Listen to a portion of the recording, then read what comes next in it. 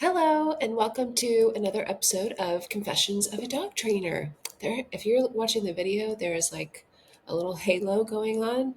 Uh, which at first I wasn't sure where it's coming from. I'm doing this a little later in the day than I usually do, but it's like I don't know, whatever. I don't mind a little light halo. So this episode is there's some good questions that I got asked that are kind of some FAQ that I usually get asked that I thought would be good to address in this episode. Um, I should tell you, I've been up since 2:45 this morning, and I've watched the entire new season of The Bear. So that's where I'm at. And as we do our thing that I always do in the beginning, here's my, I've got my cup of Joe. I'll wait for you to get yours. For my dad, Joe Mangaskell, this is my fourth cup of coffee. And anyone else who has got up really early and you've caffeinated to overcompensate, you know it feels a little weird when you hit the three third cup of coffee mark. I'm feeling a little excited because I'm doing this episode and I really do look forward to doing these. But I feel like I'm going to hit a wall at some point. But I'm getting my hair done. My roots cover up my grays. I'm 38. I've had grays for a while. I really blame one of my roommates I lived with, and I won't say her name. She stressed me out a little bit. We're really good friends. But anyway, and I think I'm getting it cut shorter, which I'm excited about. I don't know. Anyway, and I'm also wearing my In My Dog Mom era hat. These, fingers crossed, are going to launch next week. There's so many different ones. Don't pet my dog training. The dog is slashed out and it says owner. So many fun ones. I don't know. I feel like I could talk forever about dad hats, but I feel like the timing is right. I've thought about this for a couple of years. A couple of years ago, I actually was doing different designs in Canva with like little hat graphics, and the timing just wasn't right. It was confusing to me. It felt overwhelming. Where now I just feel like, all right, I'm excited, and we're doing it through a print on demand company. Which is really nice because with a lot of things, like if those of you who got our hands-free leashes, who we got through Adventure Hound Customs, that was where we had to order them in bulk. So we had to put up a pretty good amount of money in the beginning. But with these hats and apparel, because I'm thinking of doing a little tote bag and maybe a couple of t-shirts. I'm not sure. I should probably just start with hats and see how it goes. But it's print on demand, so we don't have to order a bunch up front, which is exciting. It's a new thing to try. And to my fellow dog trainers, it's scary trying different things, but you never know how it will work until you try it. Like I wanted to try the leash thing because other trainers were doing it, but I I always it's like I don't think this is a good quality, but whenever I see trainers doing something a certain way, I want to do it differently. Maybe it is a good quality because it's not that I don't like what they're doing. I'm just always terrified someone's going to be like, "Oh, look at Bethany copying." I just hate that feeling, so I always try to get my inspiration from outside of the dog training world. But these leashes were different. We really love them, and to this day, I'm never going to not use a hands-free leash. So we might bring those back, but I don't know. But I'll put the link down below. We have a couple left if anyone would like to grab those. Okay, so we're going to dive into some questions. So I wanted to share with you three things that I think you should do ASAP if you are using the e-collar with your dog. A lot of you are using our e-collar starter guide. Those of you who don't know about it, I'm going to link it in the show notes. It's super in depth. Like it's way more than it was when we originally shared it or I created it. I think 4 years ago. No, like 3 years ago. Craziest thing, it was on my dad's birthday that I launched it. I didn't realize this until this past year when after he passed away, and I was looking through a bunch of pictures and came across because I was looking at stuff from his birthday because I wanted to find some videos that I took when he came over here, and I realized, oh my gosh, I launched the e-collar starter guide on his birthday. I just never even realized that. It's just funny how you don't notice things until you notice them. Anyway. Okay, but the three things I wanted to tell you because my thing is with e-collar training, I think starting is I know it's probably overwhelming to you, the owner, because this is new to you. You've probably heard a lot of negative things about the e-collar. And now you're like, oh, I'm struggling with my dog. I really want to get into this. I've heard Bethany talk about this enough. Let's do it. And maybe you're trying to do it on your own because a board and train, it costs a lot of money. So you're using our guide. It's one thing to start with it. It's another thing once you start getting pushback from your dog. It's all the little nuances of e-collar stuff that I don't think enough trainers talk about. And I say that I don't follow dog trainers, so maybe there's a lot of dog trainers out there talking about this stuff. I have no idea. But I know when I first got into dog training, I did not know about these things. And so I had to figure it out on my own. I am self-taught. I watched videos on YouTube of trainers at the time, but it was very basic stuff. No one was talking about, corrections, and I just didn't see that. So this is a big reason why I wanted to do the podcast. So on this episode, okay, let me start. You know, I get frazzled. Those of you who have listened to the podcast at all, I have to stay on course. So I wrote down things. So I hopefully hit all of them. I'm going to go ahead and start with the 3 things I think you should do today. 1, check your expectations. Sometimes, Sadie's getting up. Oh, shoot. Sadie's getting up. You see her in the video? Okay. 1, check your expectations. I find that a lot of owners who start with the e-collar, this is actually not a lot. This is fewer than you would think. Some owners, when I do a virtual with you or you send me a message, your expectations are so high. It's as if you think you're going to get into e-collar training and get results like a trainer who's been doing this for years. If you are following board and train trainers and you are comparing your progress to them, you're going to be disappointed. I always like to tell owners and remind you that it's just you and your dog. You don't have experience with 100 other dogs. I don't know how many dogs I've worked with, but it's been this is my 6th year going into this. I have a lot of different experiences to lean on, where when I first started, I was overwhelmed. I did things differently than I do now. I kind of had to try different things and see what worked. There was stuff that would happen that I wish I had a trainer who I could call up and do a virtual coaching session with to get reassured. But I kind of just had to figure it out on my own. So, but expectations, I want you to really check in with yourself. Are your expectations too high for your dog? All dogs are so different. So are you, is it your 3rd day of e-collar training and you're expecting your dog to not react to any other dogs on the walk? That's probably not a realistic expectation. So if you're really struggling, it's helpful to have realistic expectations. And I wish I could tell you exactly what those are. I would go by the e-collar starter guide, the training guide. The place guide is a really good way to see what the different progressions are with place. But when it comes to e-collar stuff for reactivity, I know so many of you are struggling with that. It's a day by day thing. And if you are hitting a wall, okay, so that was actually number 3. But okay, number 2 is all dogs are so different, so progress will look different. So again, if you're comparing to dogs that you've seen on Instagram with a trainer, maybe dogs that I've worked with, I don't know. All dogs are so different. Some dogs have really extreme reactivity where other dogs, not so much. Okay, I need to let Sadie outside.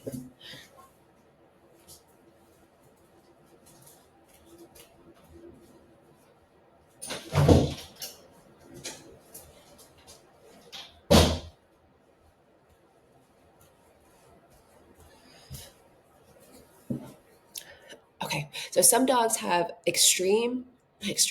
um, much more intense reactivity. Some dogs have much more mild reactivity. So their progress is going to look different, where some dogs have much more intense anxiety and other dogs have very minimal anxiety. So stuff is going to look different. So I try to share as much as possible when I have training dogs in, but you're not seeing everything. That's where I think it's important to remember, as much as I try to share on Instagram, I mean, it's a highlight reel to an extent, because I also have to keep in mind the owners who are watching of the dogs that I'm working with. I don't ever want to share something that makes them feel bad or, I don't know. One thing I do say to owners on drop off day is, I let them know, again, expectations are really important. Hey, I'm going to share a lot about your dog on Instagram. Please know that I share a lot a lot of the process, the messy stuff, as much as possible, because I know other owners just like you are following along. And I'm hopeful that this will help encourage them on their journey with their dog. I'm never going to share anything that is like, oh my gosh, this is too hard. I want to give up. Um, so please keep that in mind. If there comes a point where I'm like, this is not the right fit for me, I will personally let you know. I will not say that on Instagram. So again, expectations are really important. But if you find that you're comparing your progress with your dog to someone else, just remember all dogs are so different. And if you need to check in, number 3 on my list is ask for help. If you have worked with a trainer, speaking as a trainer, not everyone is like this. I think this is why it's so important when you first start working with a trainer, or if you go to the Balance Trainer directory on our website and find someone in your area, make sure it is someone that you would feel comfortable talking with, having a conversation with, reaching out to for help. Um, but reach out to your trainer that you've worked with first and ask them, hey, I would love to go over this. Another thing I would highly recommend, because I've heard this from some owners who have gone to a one-on-one follow-up with the trainer, maybe after a board and train program. And they'll say to me, well, my dog did great around so-and-so, but then I get back home and she's still reactive, or more reactive than she was with the trainer. What I want you to do when you go to the one-on-one session is ask, hey, can I hold the leash and the e-collar and you coach me on how to use it? So you are the one that is doing the hands-on work and the trainer is stepping aside and showing you. Not one owner told me how the trainer just did some 180s with the dog and the dog was totally fine, which I don't do a lot of 180s because I get dizzy very easily. But um, yeah, ask if you can be the one that works with your dog and have them coach you.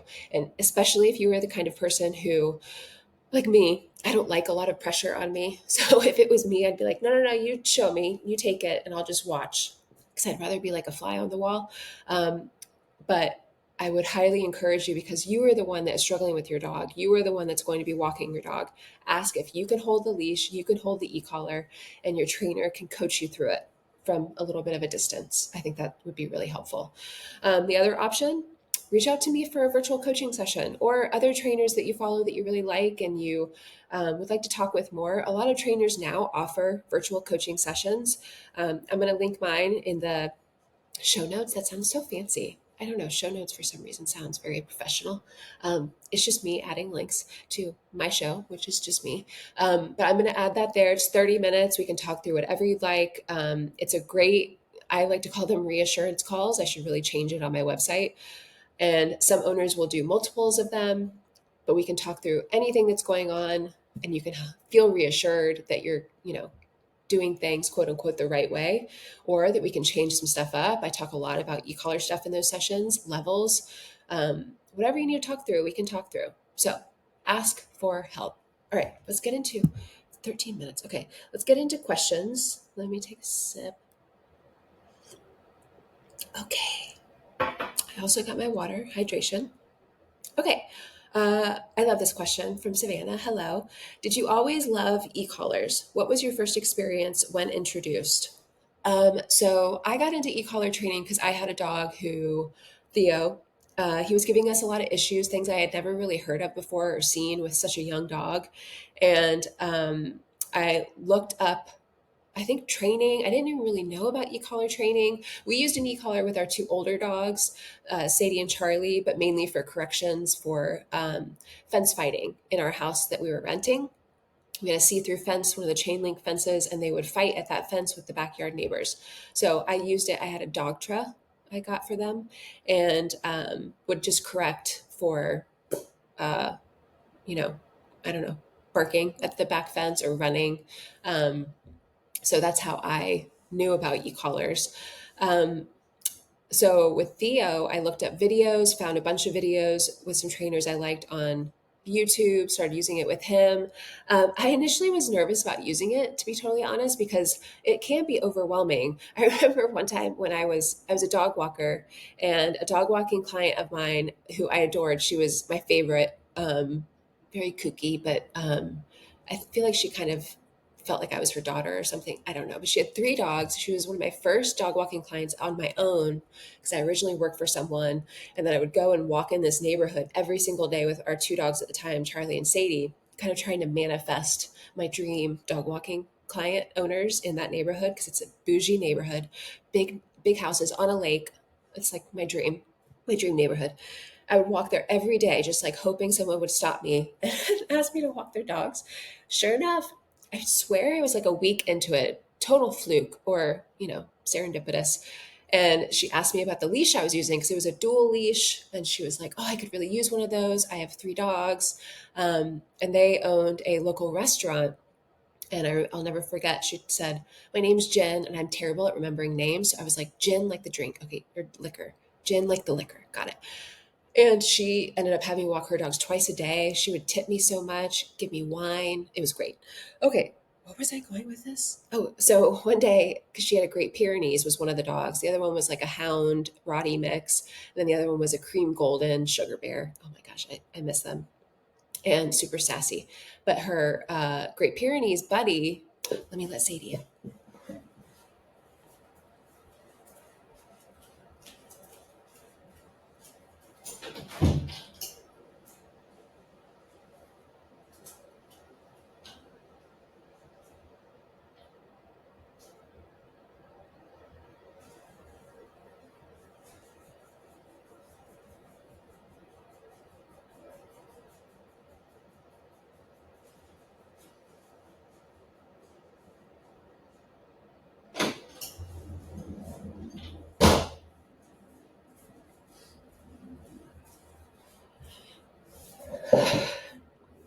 So her Great Pyrenees name was Buddy, and he was highly reactive on the walk, total guarding breed. And so one day when I started getting into e-collar training with Theo, and I was thinking about, oh, I'd really like to um, not be tied to a dog walker pet sitting schedule. Maybe I could be a dog trainer, and found some other through these dog trainers on YouTube, and they had like a training seminar at the time, how to be a trainer. And I was like, oh my gosh, this is what I'm going to do. And I was so excited. So I asked her if I could try introducing the e-collar to him in their backyard. And I had literally never used, it was a different one. It was a dog truck that she had. So she got it. And I was like, oh, I can introduce it. Let me do it. So I took him in the backyard. First of all, introducing the e-collar in grass, it's so hard to find a good level. Also, Great Pyrenees and their thick, long fur, double hard to find any kind of working level. So I knew about the working level, finding that, introducing it. And I was like getting up to like 20, 25 and no response. And that was freaking me out. And I was like, oh my gosh, I can't go back inside and say I didn't like know how to do this because I made her think that, oh, I know how to do this. Let me introduce the e-collar.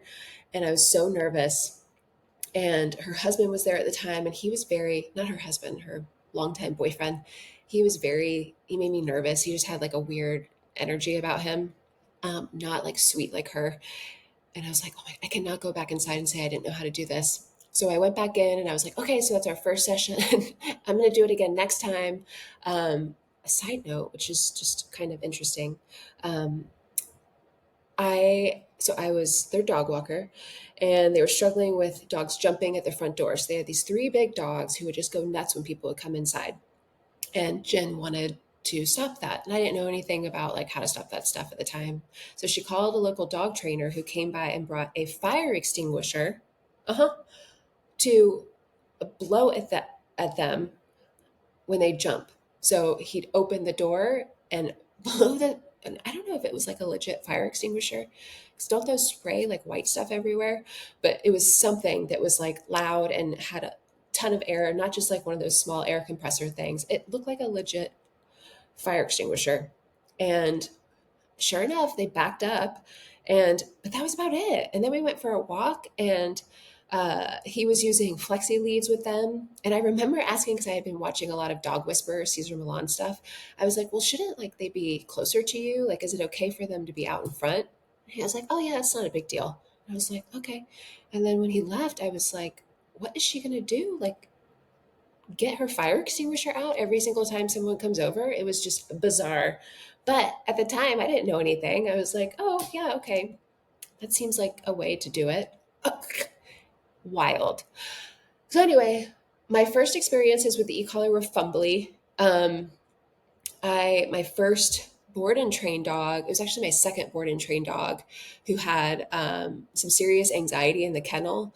And I remember I was watching YouTube videos from these trainers, and then I would try the things that they were talking about, and it was all over the place. I was working him up way more than stopping the anxiety in the kennel. So that kind of made me nervous, just like you owners. I'm so with you. This is why I can totally empathize, because I think back to when I first started, and I know how you can overthink things and really think you're doing things wrong when things go a certain way and you don't hear trainers talk about it online. And this is why I want to talk so much about this stuff, because if you're first starting with the e-collar or you've been using it, hopefully you can take away some little tidbits that just make the process a little bit smoother, or reassure you that this is how some things just go when you're working with your dog. Um, so yeah, I haven't always loved it. And I also, when I first started with e-collars, I remember I was at a dog trainer seminar. It's similar to the one that we do now, the Trainer and You, which is our week-long seminar for trainers. I'll put the link to more information on that in the show notes as well. We love doing it. It's such a fulfilling week. And the trainers who used to do something similar, but anyway, I'm not going to say whatever. We put our spin on things. But at the other one, um, I remember sitting in the audience. There was like, let's say 12 people, and it was mainly all women, and the two leaders were guys. Nothing against guys. Hello. I mean, I love guys. I'm married to one. I feel like I have to say this all the time. It feels like I'm not anti-guy, and I don't know why I have to say that, but anyway. And I remember sitting there. So I was just new to this. I was still pet sitting, dog walking, really wanted to get into dog training. They were talking a lot about e-collar stuff. I remember thinking, I want to be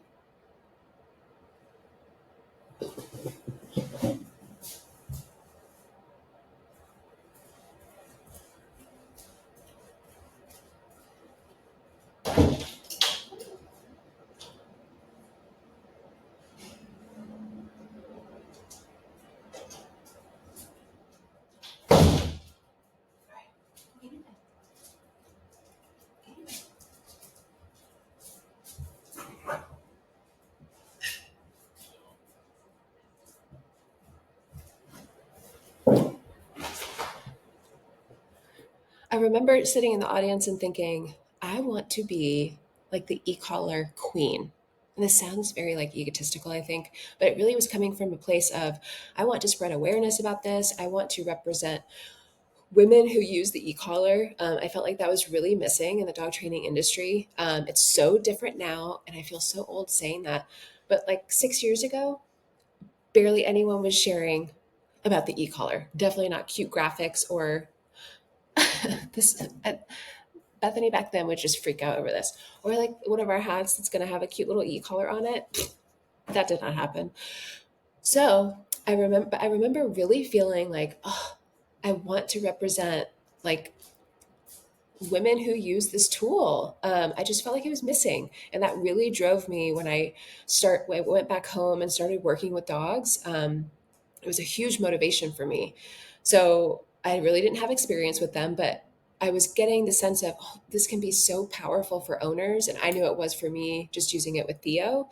Um, and I wanted to share about that. So it's not so much that I was like, um, I don't know, like I love the e-collar. It's more, man, the possibilities from this tool seem awesome. I want to get into it. So that was how I got into e-collar training. And there were definitely peaks and valleys where I didn't feel confident sharing about it. There's just there's a lot of people who don't like e-collar stuff.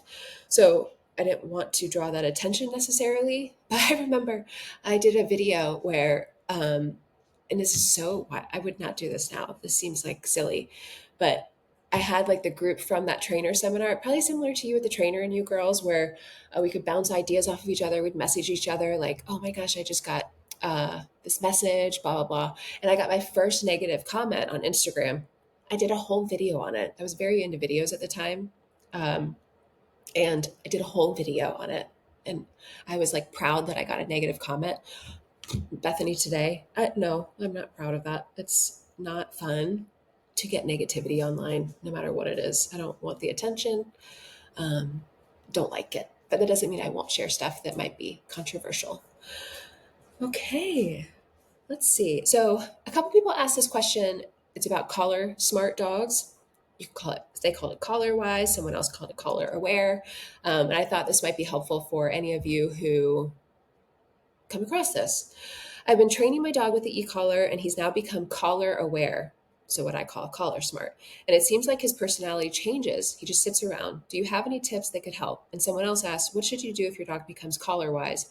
What is the best way to work past it? So for the first one, I think you're looking way too much into your dog, their personality changing, but I get to, we can be sensitive to it when we're using a new tool. I really think that a lot of bias about the tool sticks with us, and then we start using it. And then like you have, like as a trainer, I work with a really challenging dog. I was just talking to a newer trainer about this the other day, and you start to second guess things like, oh my gosh, is this the right thing to do? Especially for me with anxious dogs. Sadie, come here.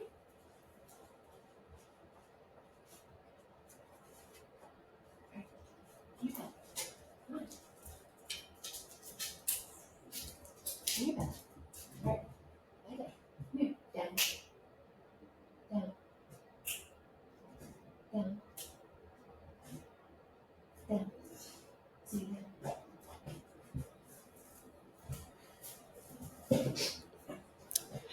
So many interruptions during this episode. Okay, so you start working with a dog who's really challenging, and you second guess yourself. You're like, oh, you, all of those negative things you've ever heard that you've tried to ignore, and still, as for me, I get not a lot of negative comments each day, but I usually block at least 1 to 2 people, maybe a day. I don't know, it depends on the reel that I do. If it gets reach where before and afters people always hate on, even though I don't understand how this just really shows you that some people are just completely biased against the tool without even caring about what it can do or knowing anything about it. They just hear e-collar and bash it. Or if you see a dog going from barking like crazy on the walk to walking through a farmer's market, like I feel like, why, how can you not see that and think of the owner and how much more they can enjoy? But anyway, so it's very easy to see something, your dog acting a little bit different, and those thoughts come into play. Like, oh my gosh, the e-collar is making my dog a different dog. One thing I would recommend is do something fun with your dog when the e-collar is on. Also, if your dog is collar smart, how does this happen? It happens when you only put it on certain times of the day. So our 2 older dogs, when we would use it only for corrections at the back fence, they became collar smart. Now, this isn't the worst thing in the world, to be totally honest, and that might not be the best answer. But they listen to us very well when the collar goes on to this day. But I want the e-collar to represent, like it does for our 2 younger dogs, Lou and Theo. It means going for a run or doing something fun, getting in the car. So for you, I would recommend put the e-collar on anytime you're at home. Like when I have a training dog and I run my program from out of my home. So it's not like I'm at a facility and I leave, but I go to the grocery store and stuff, or to get a massage sometimes. The e-collar is on anytime that I'm home. It's also on when the dog is in the kennel. If I'm leaving for a longer amount of time and the dog will be in the kennel, I'll go and take the e-collar off. But for the most part, I want to be able to catch things when a dog is in the crate, even if I'm not in the room with them. So a dog that's barking, or if I'm dealing with any kind of anxiety, I'll be watching on a camera and I'll use the e-collar to say no to barking, that kind of thing. And it's super, super helpful. So for you, if you find that your dog is getting collar smart, it's because you're only using the e-collar at certain times of day. And it's not meant to call you out or, oh, I don't even know what you're doing. But if you only put it on when you go for a walk, let's say, or you only put it on when your dog starts barking and you're like, no, you go grab the remote. Sonny, don't make me get this collar. Don't make me put the collar on, and you use it as a threat. So then when you put the collar on, your dog is like, oh, shit, like this is when, well, I'm not going to humanize it, but that's the only time you use the e-collar is to say no to things. It only goes on when you want to correct your dog. Then your dog will become collar smart and maybe will act a little bit differently. I don't know. So, what I would recommend, put the e-collar on, go do something fun. Go play a game. And if you say your dog is not moving with you or they just stick in place or they're not moving, put a leash on your dog. This is the most underutilized training tool, and it is so easy to put a leash on your dog and give guidance. So many people are jumping straight to their dog should be listening to them or coming when called or whatever. And so when they put on the brakes, it's like, oh, or they run away, or when you get the e-collar out, it's because your dog is being pushy. It's not because they're scared. Now, let's say maybe they are, I don't know. But 9 times out of 10, your dog is just being pushy. Put a leash on your dog or have the leash on before you get the e-collar out. Give guidance. It's just like with me with training dogs. I'm not just releasing the dog into the house and just expecting them to listen to me when I say, come here, I'm going to put the e-collar on or whatever. It doesn't work that way. They would run from me all day long, but they're not running from me. We're creating clarity from step one by putting a leash on first, then the e-collar. But go do something fun. Get your dog moving around with you. That's what I would recommend. And have the e-collar on anytime you are home. It will make a big difference. So then it's just like any other collar. By the way, you don't have to have the e-collar on for a week before you ever use it. It just doesn't even matter. It doesn't. It only matters. You can only help your dog get used to the e-collar when you start using it. So if you're not sure how, our e-collar starter guide gives you all the steps, super easy to use, lifetime access. That sounds very salesy, but it's so helpful. I promise it will be helpful. And the videos alone, I think, will help you feel really reassured. When we first launched the e-collar starter guide a couple of years ago or 3 years ago, there were no videos with it. And a lot of feedback we got was, oh, I really love videos. And then the next thing was, I'd really love to hear when you use the e-collar. That is all in there now for everything. Okay. So how you work past the collar smart stuff, start making it a regular routine, not just when you need to use it. Have it on all day long, just like the collar with the jingly tags. I say this all the time.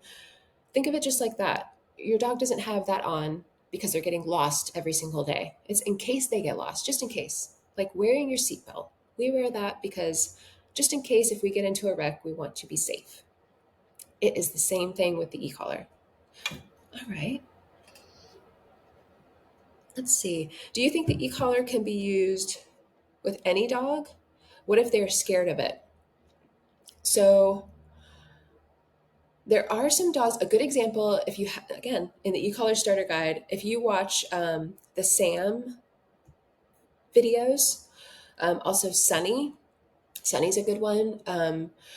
I find some dogs can get a little spooked from the pressure of the e-collar initially. Scared of it? I don't think so. If there's no reason to be scared of it, feel it on yourself before you use it. It's a different sensation.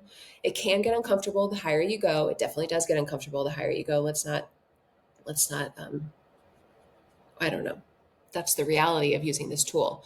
But when you're first introducing it, there's nothing for your dog to be nervous about, but your dog might seem nervous if you're not giving guidance through those moments when you're using the e-collar. So, do you think the e-collar can be used with any dog? Yes. Can they be used with any owner? No. So, a trainer at the end, there's a trainer question. A great example of might not be the best candidate for e-collar training. It's not so much the dog, it's more the owner, really. Also, so we have personally used the e-collar with our young dogs around 4 months old. We mainly used it for recall. We also used it to say no to some serious biting from Theo. When he was that young, it was really serious biting us. But I'd say around 6 months to 7 months is a good age to start. But no, candidate for the e-collar, all dogs can really benefit from it. It's just a super helpful tool. Owners, that's a whole other thing. So, yeah. Working with a trainer, my dog has learned to respond to corrections with the e-collar for reactivity. Is it too late to go back and use your e-collar course? She's talking about the e-collar starter guide.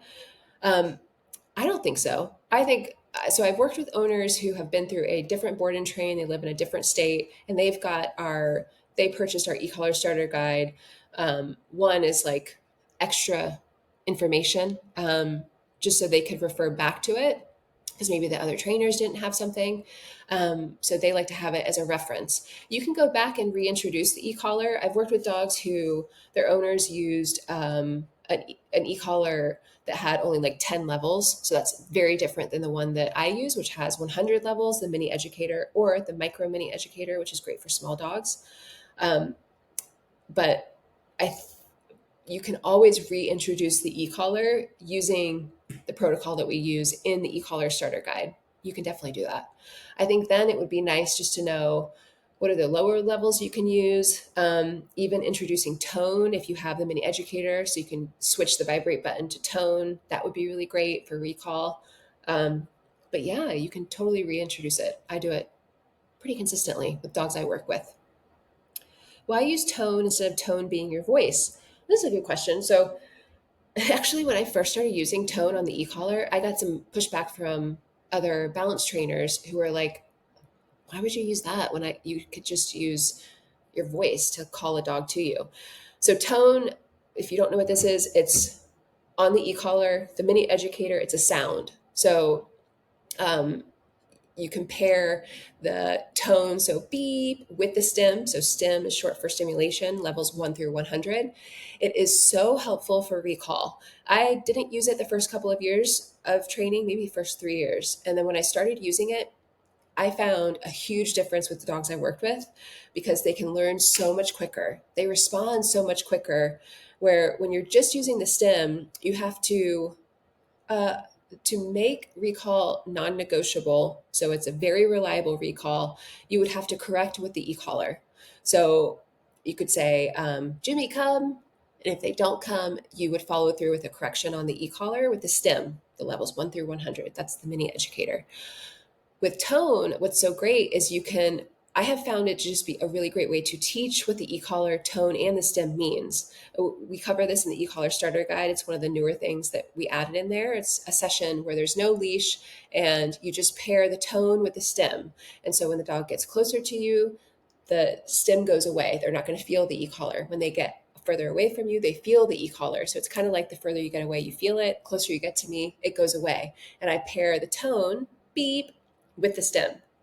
So it's just a really awesome way to see the dog's wheels turning. It's fun. It's like one of the most fun things I have found when training dogs. It's just to see that the like it just clicks with them, and it's so fun. And it's a really great way to get some really great recall almost not right away, but like in the first couple of sessions, it's great. Then you can start to correct. So tone becomes more of a warning. So now, what I have found for this is that owners, and again, for me, I'm always thinking about what would be most helpful for the owners that I work with. I find owners love tone. They love it so much they use it too much. P.S. Some owners, they'll use it instead of following through with the stem to say no to things, they'll follow through with tone. Um, and that's, I joke about it sometimes with owners I work with because I'm like, okay, you're kind of bluffing. If she keeps doing that, I'd like you to follow through with the stem. But great, love that you're using, the tone. So I found owners really like it. It's just another thing to add to your toolbox, another tool, and owners like it. And dogs learn really well with it. Also, tone, the sound is right on their neck. So it's nice they can hear it um, anywhere, really. It's like it comes from the collar, so they hear it and they associate it with coming to you. Tone, you can, of course, use your verbal. So I pair my verbal with tone because I'm not always going to have the e-collar. So that's always an argument about, well, then, shouldn't you just use your tone of voice? You totally can. But I really love using tone. It's so much fun. And why not have some fun with e-collar training? Because sometimes it really sucks. Sometimes, you have to correct your dog for things and it's not fun. That's the reality of behavior modification training. And any of you who are working through reactivity, anxiety, it's behavior modification. You're modifying a behavior. So tone has just been really encouraging for owners, I find. Um, yeah, what else do I want to say about that? I think that's good. Okay. But use your tone of voice instead. There's no one's saying you can't, but adding tone to your toolkit, it's so much fun. Mhm. Okay, and this question comes from a trainer. It's our last question. Good one to end on. How do you say how do you say to someone what do you say to someone, an owner, who is hesitating about using the e-collar? The trainer explained to him about it and how it's used and how it can help with the owner's deaf Dalmatian. Then the owner went online to look some things up and is now hesitating. One, this owner might not be the right owner for you and your program. Now, if you're a new trainer and you really want to work with this owner and dog, um, you could send them to my page. I share a lot about e-collar training. Um, yeah, message me. I can send them our e-collar cheat sheet freebie to explain some more things. I think it's really helpful because I've linked some different highlights where, depending on the problem behavior, they can go and look at it. But the other thing, I don't like trying to convince people that the e-collar is right for them. I did that when I first got into e-collar training or just being a balanced trainer. I've always used the e-collar with dogs I work with. Um, I have found that trying to convince someone, it never turns out good. Maybe very rarely. Like one of my favorite couples I've ever worked with, Brody the Westie. Those of you who follow on Instagram, you know I love having him in. He is like my little dream dog. One day I want to have a Westie, I think, and a Boston Terrier, possibly. Um, but his owners were hesitant about the e-collar, and they're an older couple, and that's not really nothing against older people. I love like a cute old man in a little hat, my favorite. But they were hesitant, and usually to me that's a red flag. That's like, I really would prefer to work with an owner who's been following on Instagram and seen all of my stuff and completely trusts me and knows about the e-collar. They're ready. Let's do this. But this couple, I think I talked to them on the phone and I just really liked them. And it turned out okay. But when I first was doing this, it usually didn't. It would usually backfire after I would put in the work during the board and train and then come the follow-up session and they're super hesitant to even use it. Um, and that can be really challenging as a trainer because then the stuff is only as good as the owner, you know? Like, yeah, I'm working with a dog for 2 weeks, let's say for a board and train. A one-on-one, it might be different where you can start with one session and be like, get kind of a vibe from them, show them what's possible. If that's your thing, that's a little bit different. The board and train, I really wouldn't recommend it. Now, what you can do is if you want to get around this the next time someone's hesitant, start to create resources that explain and show, not just explain, show why the e-collar can be so helpful. It's just like the highlights that I have on Instagram, why I love sharing so much and saving to the highlights is because then I can send an owner to go look at that highlight. And nothing, quote unquote, convinces an owner more than actually seeing what's possible for them. Because again, we all know using an e-collar, you've heard all these negative things about it, it's all out there. Now you're struggling with your dog and you want to start, but you're hesitant. Those little things are going to creep in. And when you're working with an owner as a trainer, I have found it to be most beneficial, excuse me, to both trainer and owner if they are on board from the beginning. So this has been something that has really inspired me to create more resources. And it started with just graphics, where if I would get a message from someone and they were like, oh, well, how can the e-collar help me with reactivity? I'd create a graphic about it so that I could send it to them. Then I started creating blog posts.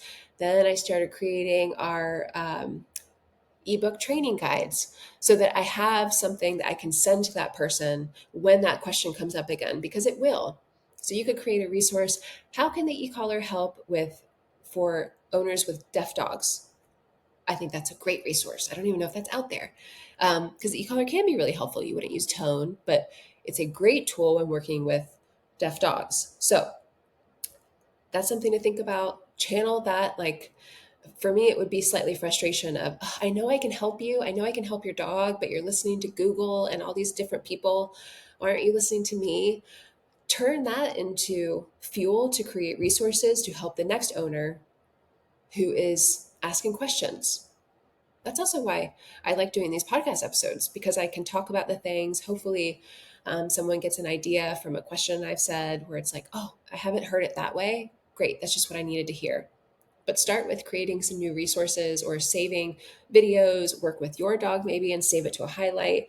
and then copy that link and send it to the owner and say, here's what's possible, so that you don't have to try and talk anyone into anything. Because I do not like coming from that space. It is exhausting. Um, Usually doesn't work. And if you're doing a board and train program, it will come back at you at the end.